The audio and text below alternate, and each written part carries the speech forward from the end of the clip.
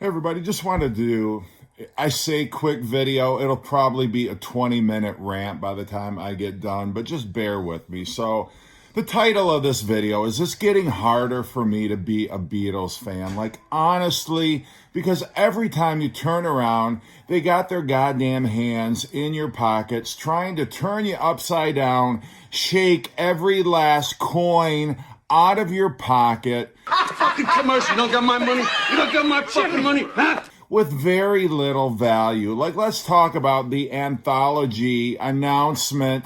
They've already got it up on Amazon and other retailers where you can buy the, 30th anniversary of the Anthology. Woo! Well, Lottie frickin' da! Whoop-de-freaking-do. I'm so excited. Whoop-de-doo. Yeah, what everybody was clamoring for was a remaster, remix, whatever the fuck they're doing to the Anthology.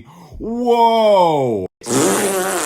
Albums that nobody listens to anymore anyway. Don't tell me if you're a Beatles fan, if you're not a Beatles fan or you're a marginal Beatles fan, you don't own them anyway. If you are a Beatles fan, you probably own them. But if you're like me, I never play them, or at least I very rarely play them. And it goes back, kind of my resentment for this whole project goes back to the fact that we've been waiting on a super deluxe version of Rubber Soul with all the great Giles Martin remixes, all the great outtakes and alternate takes, demos, whatever they throw on the packages, which for Sgt. Pepper, the White Album, Abbey Road, Let It Be, and Revolver, were on the whole pretty outstanding. And that's what we've been waiting for since they finished Revolver, which was back in, I don't know what that was. Was that like 2021, 2022? I think it was 2022. So we've been waiting for that. Makes all the sense in the world. We would be celebrating the 60th anniversary of one of the greatest rock and roll albums of all time. We could have had a companion piece celebrating the Shea Stadium concert from 1965, the film of the Shea Stadium concert. But no, what do the Beatles do? The Beatles are going to give you whatever is going to make them the most money. And you fuck people out of money and get away with it. the reason they're picking the Anthology over the Rubber Soul 50th anniversary package is because it can be a multimedia extravaganza and rake in tons of cash for them. What am I, a schmuck on wheels? I've already got the Anthology book, so I don't need that. I mean, look how thick this is already. So you know they're not expanding the booklet. They're just going to basically, I guess, reissue it or whatever. I mean, it's a good book, don't get me wrong. And so if it went out of print, I can see like, okay, fine, you want to do that, okay.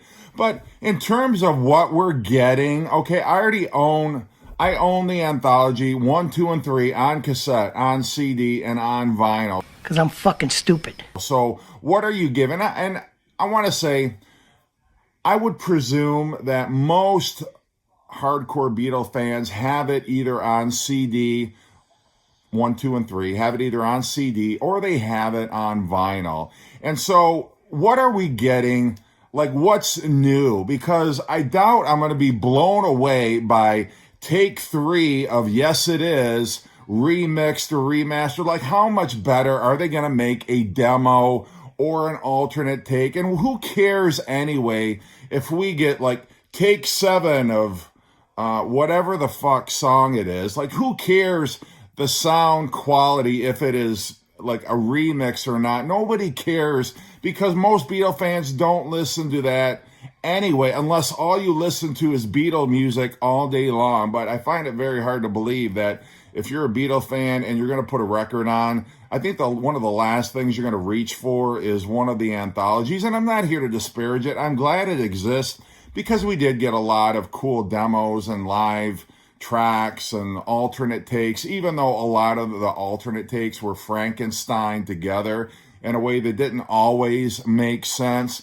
And I'm talking about songs like Yes It Is, where they could have just given us a complete take of that, but instead they spliced on the ending of the original recording, which was stupid and made no sense at all. Or you got blendings of different takes rather than just giving us separate versions. Or you have these lame karaoke versions. Like, who needs a karaoke version of Within You Without You? Or I forget what the other, like a karaoke version of Eleanor Rigby. Who needs it? I don't give a fuck, Keisha. Who's listening to that more than one time? So anyway, they're touting this Anthology 4. Like, this is going to be the thing to draw people in. We're going to be rebuying what we already have for what is on this Anthology 4. So what is on Anthology 4? So we get, I saw her standing there, take 2. Okay, I think that was on one of the, I think that was on the Free as a Bird original, like maxi single or whatever that was. I'd have to go back and look. But, okay, I guess. Then we got Money, That's What I Want, undubbed, RM7 on. Who the fuck cares about Money, That's What I Want? I don't give a fuck. Ooh, I'm sure the take is revelatory about a cover version. We're giving us an alternate take of a freaking cover version. Who cares? Bloody frickin' dog! And then we got This Boy Takes 12 and 13, which I believe is something that was on the Real Love maxi single. So we already have that, already heard that. Tell Me Why takes 4 and 5. Okay, that at least, if it's different than the original version, which even on, there's no bootlegs of any Tell Me Why alternate take. So that one, yeah, I will take that one. So that's 1. If I Fell, take 11. Okay, you got me there. Matchbox, take 1. Are you kidding me right now? Another cover version? I don't give a shit. Why do we need an alternate take, an early take of Matchbox? So what's the big fucking deal? What the fuck are we doing out here? I asked you, what in the fuck are we doing here? Like, we're not talking Sgt. Pepper, we're not talking White Album, we're talking Matchbox, a cover version with a Ringo vocal. What in the fuck are we doing here? Who cares? I doubt very seriously that version is any different than the version that was eventually released. The version that we've all come to know and I guess strongly like. I wouldn't say I love that particular song. It was on a freaking EP. So Matchbox, take 1. You can fuck right off with that. I do not care. Every Little Thing, take 6 and 7. Okay, decent enough. I Need You, take 1. Very cool. I've Just Seen a Face, take 3. Fine. In My Life, take 1. And then Nowhere Man, first version, take 2. So we're like starting to get on a roll here, but I'm just keeping count now. So I saw her standing there, could be interesting. Tell Me Why, If I Fell, Every Little Thing, I Need You, I've Just Seen a Face, that's 6. In My Life, 7. Nowhere Man, the first version, okay, cool. I've never heard that before, so that would be 8. And now we start getting into shit we already have. Okay, Got to Get You Into My Life, second version, unnumbered mix. Maybe, I don't know if that was on the Revolver Super Deluxe set or not. Love You 2, take 7 was already on the Revolver version. Strawberry Fields Forever was already on the Sgt. Pepper. She's like, why? Why even? And this is the part that's really insulting. Of course, everybody already has these. Anybody who's going to buy this set already has those tracks because we bought the Super Deluxe set or we bought the expanded CD, whatever version we bought. We already have it. Why are you offering it to us again? Like, we're just playing us for idiots. I'm smart and I want respect. They can't dive any deeper into the archives and give us something genuinely of value. Like, we barely have half an album's worth of outtakes as it is right now. And now we're starting to get into all the stuff that we already have. Baby You're a Rich Man, take 11 and 12. Okay, I'm interested there. All You Need Is Love, the rehearsal for BBC. That's been bootlegged time and time again. So, fine, I guess. The Fool on the Hill, take 5. Instrumental, Don't Care, I'm the Walrus. strings, brass, clarinet overdub. I mean, that strikes me as probably an instrumental version, which I'd have to hear it, I suppose. Hey Bulldog, take 4, instrumental, maybe. But you don't even have like 2 discs. Like if you were to put this out on CD, a double CD, you'd be totally getting ripped off because there's 13 new tracks, and of those 13 new tracks, and why is it only 13, I guess, is the question that begs to be answered here. Is you couldn't dig any deeper than that. Like no Carnival of Light. I thought maybe, like before they announced a track listing, I thought, okay, if you've got Carnival of Light as part of this, then yeah, that would definitely make this new set worthwhile. But of course, they're not going to offer this as a standalone because they need you to buy the whole freaking package because it's all about money again, okay? And that's what I'm going back to. And yeah, I've gone through the rest of this, and I'm not seeing anything here that gets me totally excited. Like even the tracks that I mentioned, like, yeah, it's interesting, but not enough to justify what is probably, I don't know what this is going for on Amazon. What are they asking for? And this is the CD version. CD version of this, $119. $119 for, what did I say? Maybe 10 interesting tracks. Everything else already bought. Now, maybe if you're a new fan and you haven't been able to find any of the used copies, which I highly doubt because I feel like every record store I go into, you can find at least one of the anthologies on the CD. Like they are very easy to find and they're not overly expensive either.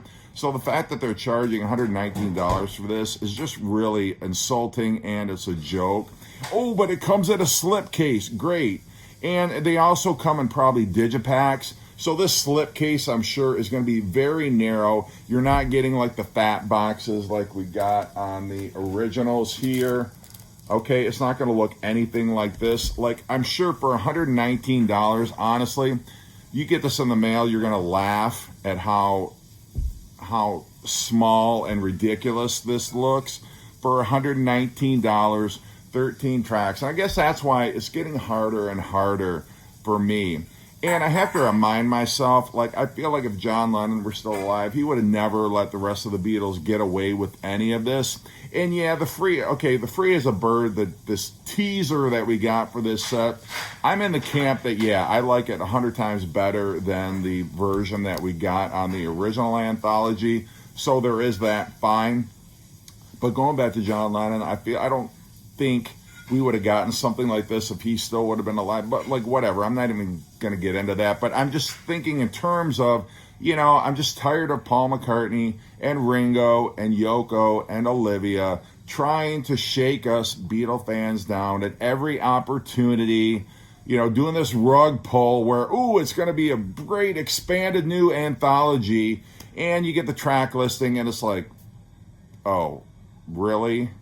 So anyway, I know I said this is going to be a quick video, and already I'm like over 13 minutes long, but it grinds my gears, and it really makes it very hard to have strong fandom for the Beatles kind of going forward, because I feel like now it's just all about the money. Like they really do not care.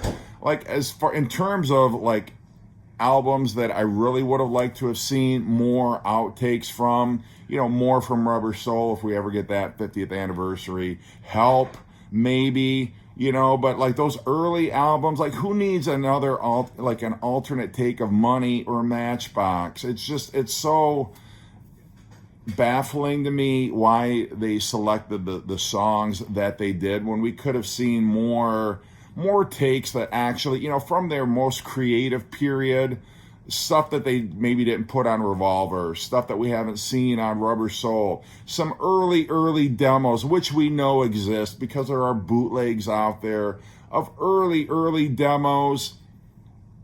But this is the crap that we get, and it's really starting to piss me off, and it's starting to affect the way that I look at Paul McCartney now, and that I look at Peace and Love Ringo, or I mean Yoko's been Yoko, so I mean I think honestly she's been paying more attention to this new Power To the People set, this John Lennon set that's coming out, or Sean, whatever. I don't know, how much involvement they are. I mean, I feel like Paul and Ringo probably have the strongest voices in terms of what gets put out anymore because they're the surviving members of the Beatles. I know Olivia, she's taken charge of George's catalog, and Yoko's involved with John's stuff. But, it just really, really pisses me off that this is what we're getting. Merry Christmas, everybody. So, whatever. I don't know. And I'm sure you're wondering, am I going to buy it? Yeah, I'm. No, I will. I don't know. I will get it for a Christmas present, and I'll be, happy to have pristine, shiny new copies. But I can think of at least 10 other releases I would rather see. I'd love to see Volume 2, the rest of the American albums on vinyl. I'd love to see the 50th anniversary of Rubber Soul. I'd like to see a proper pressing, some other official live Beatles album other than the Hollywood Bowl concert, which has been recycled a number of times, like maybe Shea Stadium or some other concert that they could really enhance the sound on, and pair that with the film, a nice DVD version of the film of the Shea Stadium concert. There's so many other things that they could do. Help! I mean, what about the movie Help came out in 1965? That's a 60th anniversary that we're celebrating. They could have done something with that film. The Help album, one of their first really, what I consider the start of their truly great creative period. We could have gotten something with that. And then here we are. It's like, shitting on the fans with, well, we're going to give you the Anthology, the set that nobody was asking for.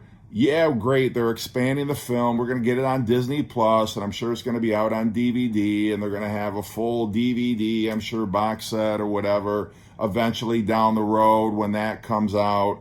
But who really cares? We've already got this stuff. Anybody who's going to lay down money for this set is either going to be an original fan who maybe couldn't find the originals on vinyl. And if that's you, very cool. I'm glad you will finally get it on vinyl. So for those fans, maybe, but I doubt they were clamoring for it.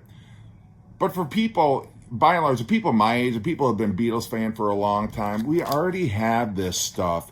And you're just force-feeding it to us again with some little additions, a little couple of, what was it, like 13, lucky 13 additional tracks. I don't know. If you're a Beatles fan, how do you feel about the whole thing? Do you feel like we're getting a raw deal on this whole enterprise? And I don't even want to think about what stupid thing they're going to come out with next month, because I'm pretty sure it ain't going to be Rubber Soul. For whatever reason, they're withholding that from us because it's what everybody's asking for. And now it feels like, oh, that's what you want? Well, you ain't going to get it. You're not going to get it. And they're always settling. They're always trying to get the most money out of the least amount of product that they can give us. Last year with the whole U.S. albums, they could have given us, like the Rolling Stones did. And this is the whole thing. Like, the Rolling Stones actually care about their fans. They actually do this shit the right way. The Rolling Stones in mono, when that originally came out about 10 years ago, or however long it was, they gave us the American albums and they gave us the UK albums, and it was at a reasonable price. It was packaged superbly. They gave the fans everything that they wanted. You like the US albums? Well, it's in here. You like the UK albums? They're in here. You like them both? Happy birthday. Here you go. They came out with all of their early singles on 45s, like Abco, Alan Klein. Alan Klein, that's he